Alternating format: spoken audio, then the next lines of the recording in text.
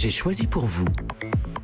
J'ai choisi pour vous ce matin la censure en Chine. Censure qui s'est invitée la semaine dernière en direct à la télévision. Sun Wenguang, un professeur à la retraite et militant historique sur la question des droits de l'homme en Chine, était mercredi dernier chez lui à Jinan, dans l'est du pays, en train de donner une interview au téléphone à la chaîne internationale Voice of America. Sujet de l'entretien, la politique africaine du président Xi Jinping. Politique trop dispendieuse selon l'ancien universitaire. Le président veut être sympa avec les pays africains et je n'y suis pas opposé, dit-il au présentateur. Mais il y a tant d'autres choses qu'il doit prendre en compte. La Chine a une population immense et il y a toujours tant de gens qui vivent dans le dénuement. À peine cette phrase terminée, Sun Wenguang change totalement de sujet et pour cause, plusieurs policiers viennent de faire irruption dans son appartement.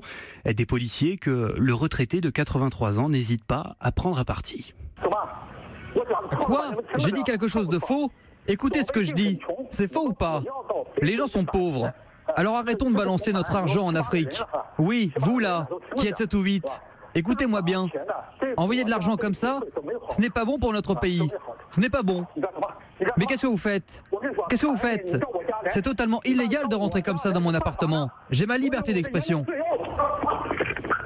Et puis, plus rien. La ligne se coupe, le téléphone s'éteint. Depuis, impossible de savoir où est Sun Wenguang. Selon la chaîne de télévision avec laquelle le militant des droits civiques était en pleine interview, il serait retenu dans une chambre d'un hôtel appartenant à l'armée. L'agence France Presse a tenté à plusieurs reprises de contacter Sun Wenguang, mais les appels, que ce soit sur son portable ou à son domicile, sont restés sans réponse. Est-ce cette interview qui a déclenché cette arrestation ? Probablement.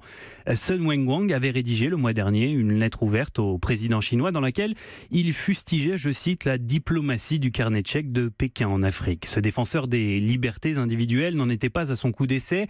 Loin de là, il a passé en cumulé près d'une dizaine d'années en prison dans les années 60 et 80 pour avoir critiqué Mao Tse-tung. En 2008, il avait co-signé un manifeste prônant des élections libres, un texte pour lequel Liu Xiaobo a été envoyé en prison avant de recevoir le prix Nobel de la paix et de décéder en détention. La veuve de Liu Xiaobo vient d'ailleurs il y a quelques jours de s'installer en Allemagne après avoir passé 9 années en résidence surveillée. Bref, vous l'avez compris, il ne fait pas bon être dissident en Chine, ce n'est pas nouveau, mais c'est de pire en pire depuis 5 ans, depuis l'arrivée au pouvoir de Xi Jinping. Xi Jinping qui a fait d'ailleurs modifier la constitution en mars dernier pour pouvoir rester président à vie.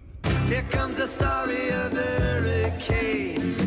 The man the authorities came to blame for something that he never done. Put in a prison cell, but one time he could have been. Europe 1.